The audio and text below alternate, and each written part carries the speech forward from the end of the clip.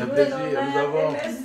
Le chef de l'État, Faustin-Archange Touadéra, a eu ce matin une longue discussion avec des parlementaires de l'Union européenne en mission en Centrafrique.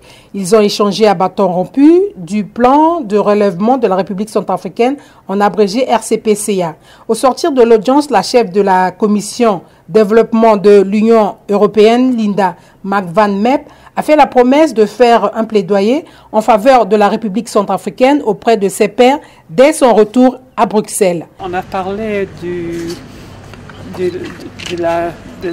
ce pays, de son avenir, du plan national RCPCA et de comment on peut travailler ensemble, l'Union européenne, avec le gouvernement, avec le président de la République centrafricaine, pour mettre en œuvre ce plan qui est très important pour ce pays et très important pour nous, les partenaires internationaux, et surtout pour l'Union européenne. On a senti une vraie volonté de changer les choses. On sait qu'il y a beaucoup à faire ici. Et on sait que la population a vécu des moments très très difficiles dans les années précédentes. Mais avec le retour à la démocratie, avec le soutien de la communauté internationale et avec l'appui de l'Union européenne, je crois qu'on a vraiment le sentiment qu'on est dans le bon chemin. Et il faut tenir, il faut se tenir, il faut avoir... Tout ne peut pas changer d'un jour au lendemain, mais on voit qu'on a entendu que les préfets vont être déployés, que l'armée va être formée et déployée, que les gens peuvent vivre en sécurité. La justice avec la justice qui est en train de venir. Et vraiment, on a eu ce sentiment. C'est ça quand on rentrera à Bruxelles, parler avec nos collègues, on va leur dire qu'il faut vraiment travailler avec ce pays et comment continuer à donner notre soutien à ce processus qui peut avoir une réussite, mais si on reste ensemble et on travaille ensemble.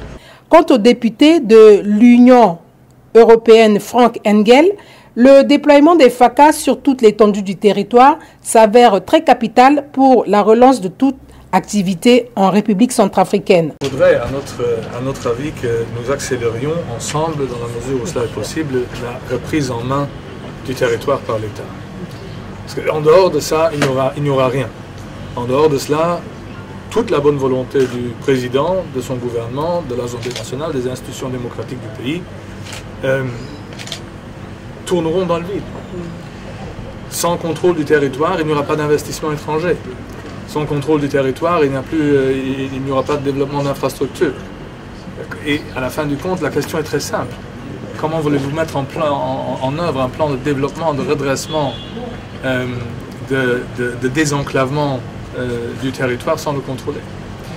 Et c'est pour cela que ce sujet retient beaucoup de notre attention, sachant aussi très bien que le volume qui est quand même conséquent et substantiel du soutien européen à la République centrafricaine ne sera possible. Tout cela ne pourra être mis en œuvre que pour autant que nous puissions circuler à travers la République centrafricaine de façon libre et conséquente. Ça vaut pour nous, ça vaut pour les acteurs locaux, ça vaut pour tout le monde. Nous avons bien évidemment assuré le président de tout notre soutien pour le redéploiement des FACA, pour la continuité de la formation des gens en uniforme à quelque corps qu'ils appartiennent, pour que la reprise en main de l'État et de son territoire, par le truchement de l'ensemble de tous ceux que la chose peut concerner, que ce soit des gens en uniforme, que ce soit des préfets, que ce soit des administrations locales, puisse devenir réalité. Suivez.